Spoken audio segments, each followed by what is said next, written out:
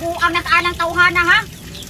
Alos din na ka makauli diri sa balay kasi ganun ay mukita dito sa gawas.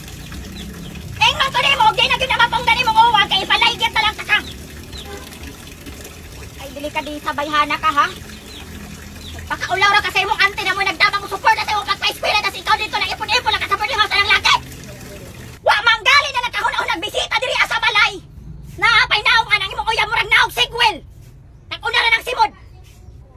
Wa gyud ka kitaglain, Jel. Kaulaw ra ka ha. Ay ko gilaki-laki, Jel. Ay ko gilaki-laki ha. Lakilakan pa na nimo imong uyab og gibuwagan ka, Mayra. Mayra.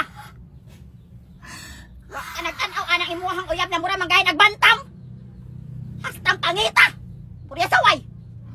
Gilumay siguro kang buanga ka ha. Kaya iya naman hilak-hilakan. Iya naman pagkamat yan. Di na gud siya mukaon.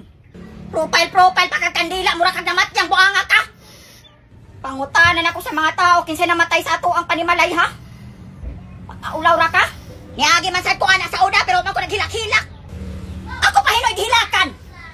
Hapit pa kay mo papa magpaligis. Akong gibuwagan. Basin og mga video-video na po ka na naghilak-hilak ka tas i-post mo sa Facebook. Wala mga buang na mukha ng gugma ninyo. Walang sige niyong cellphone diri sa balay, di na mo kagawas, wala mo kalipay sa laing butang. Igo